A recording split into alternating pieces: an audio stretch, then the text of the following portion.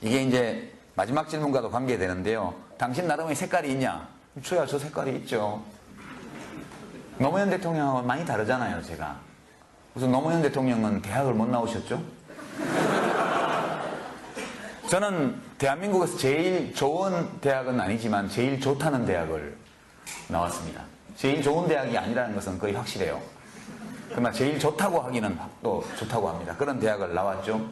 노무현 대통령은 서울에서 학생운동을 하지 않았고 지방에서 노동운동과 인권운동을 하셨지만 저는 서울에서 학생운동을 했잖아요. 저는 기득권층에 완전히 걸치고 있는 사람이고 노무현 대통령은 자수성가해서 자기 힘으로 변호사가 됐지만 그걸로 자기 생을 살았던 분은 또 아닙니다.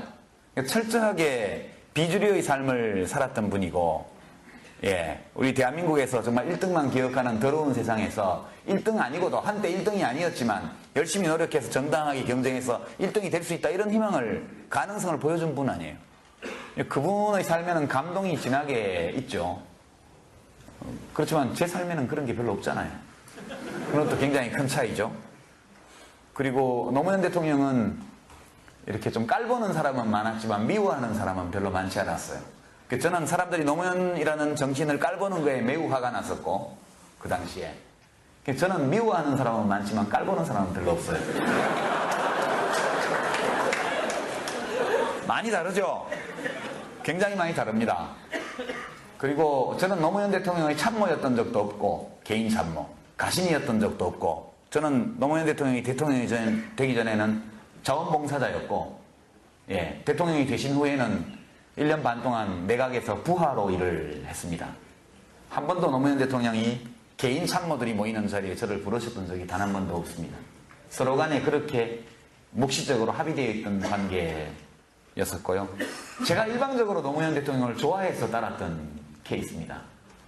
예, 제가 하도 좋아하니까 대통령도 자기 좋다는 사람 싫어할 일은 없으니까 그래 니네 좋아해서 고맙다 이래서 가끔 불러서 일도 시켜주시고 그랬던 관계거든요. 근데 제가 지금 아까 장광현 학생 질문과 김경환 학생 질문을 전체적으로 다 묶어서 이렇게 얘기를 한다면 이런 말씀을 드릴 수 있습니다. 이제 제가 얼마 전에 한겨레 신문 나 그만 볼란다 그랬다가 욕 되게 먹었어요. 여러분 그 사건 아시죠? 한겨레 신문 직설란에 노무현 관장사 그만해라 이렇게 낸 걸 보고 제가 너무 화가 나서 이게 트윗의 문제인데요, 그죠? 수다 떠는 거니까 옆에 앉은 사람한테 야 정말 개떡 같아 한겨레 신문 끊을까봐 이렇게 얘기하듯이 제가 어디 지방 강연 갔다가 그 모텔에서 자면서 거기 인터넷 하다가 그 기사를 온에서 보고 너무 화가 나서 순간적으로 이성을 상실해서 마침 그때 트윗도 같이 열어놓고 있었기 때문에 적었다가 진짜 혼났거든요. 정치하는 사람이 저렇게 현명치 못하죠. 그죠?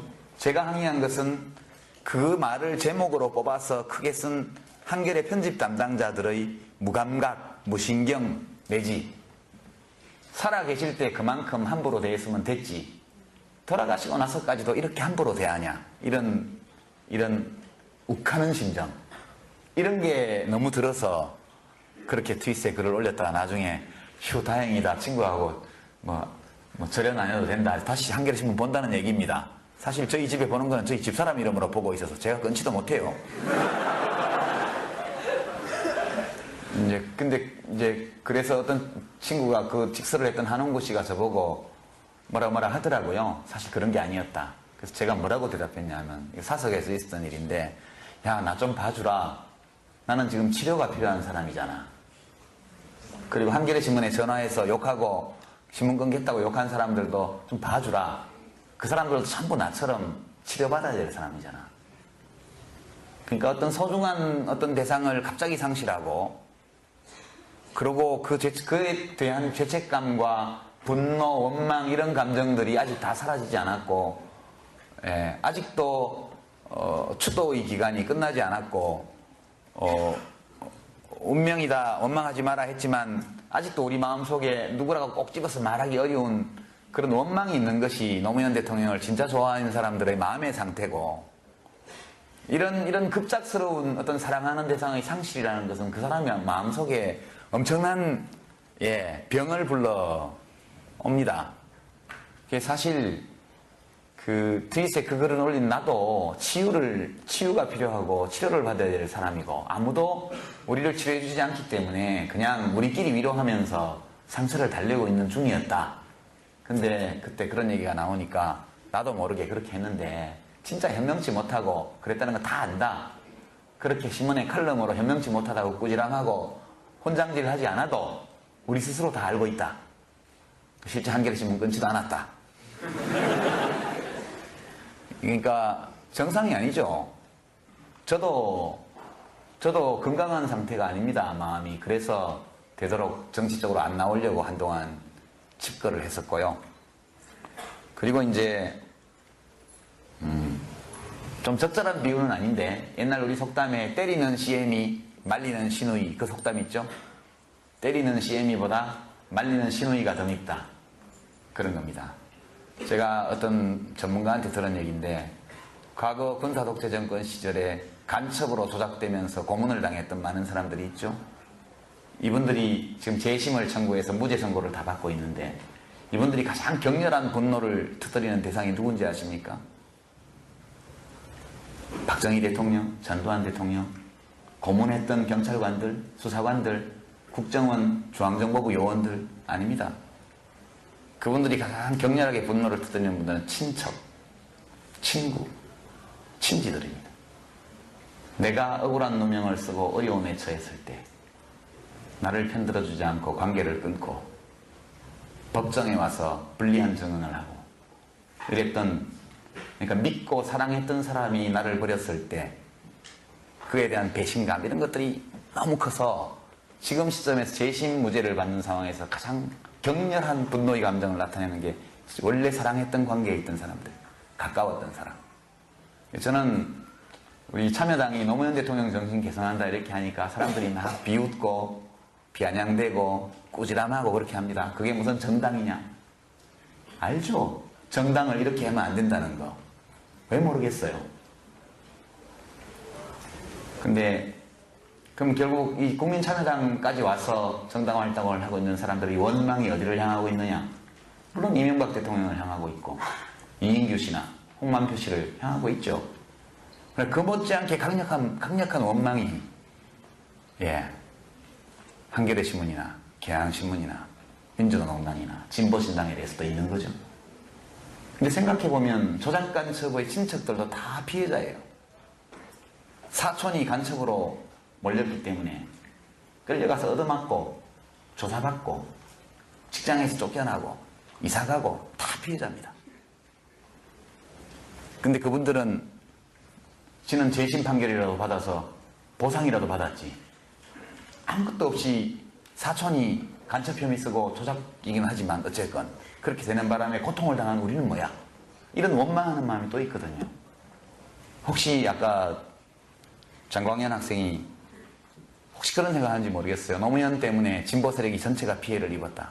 그런 면이 있겠죠. 저는 있다고 생각합니다.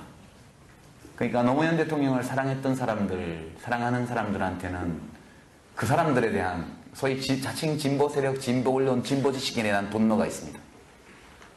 그 사람들이 적극적으로 못된 짓을 해서 그런 것이 아니라 우리 대통령이 억울하게 잘못한 것 이상 심하게 당하고 있을 때 그래도 공정하게 객관적으로 뭔가를 최소한 편은 들어주지 않더라도 중립적으로라도 해줬으면 좋았을 텐데 같이 돌을 던졌지 않냐 이런 원망이 있죠.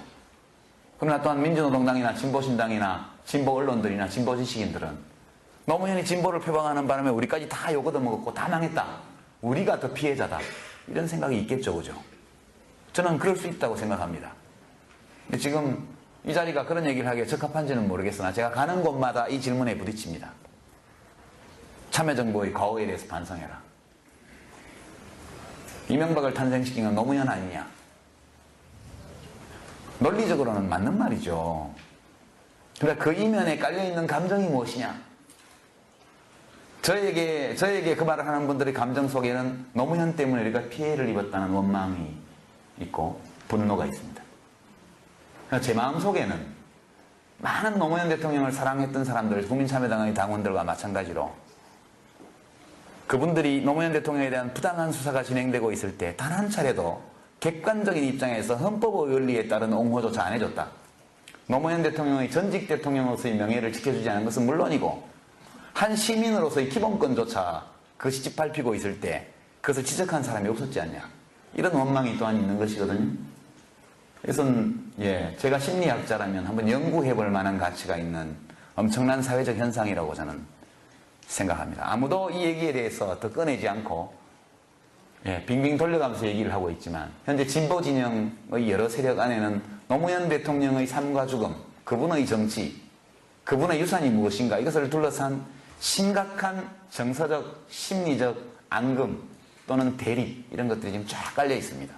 이 문제를 우리가 살아있는 우리가 넘어서지 못한다면 대한민국 진보에는 미래가 없다. 저는 그렇게 생각하고요. 되도록이면 서로 간의 분노를 느끼고 원망할 수 있는 근거가 있는 이런 문제들이기 때문에 이 문제에 관해서는 대화가 필요하다. 저는 그렇게 생각합니다. 대화가 필요하고 이성적으로 감정에 휘둘리지 말고 서로 상대방의 입장을 헤아려 보면서 역지사지 해가면서 자기 주장을 하는 지혜. 우리 학생 여러분들도 노무현 대통령에 대해서는 이렇게 교착되는 또는 때로 서로 상반되는 어떤 감정 같은 걸 갖고 계실 거예요. 그분은 굉장히 다양하게 해석할 수 있는 삶을 산 분이고 매우 다양하게 해석될 수 있는 죽음을 죽으신 분입니다.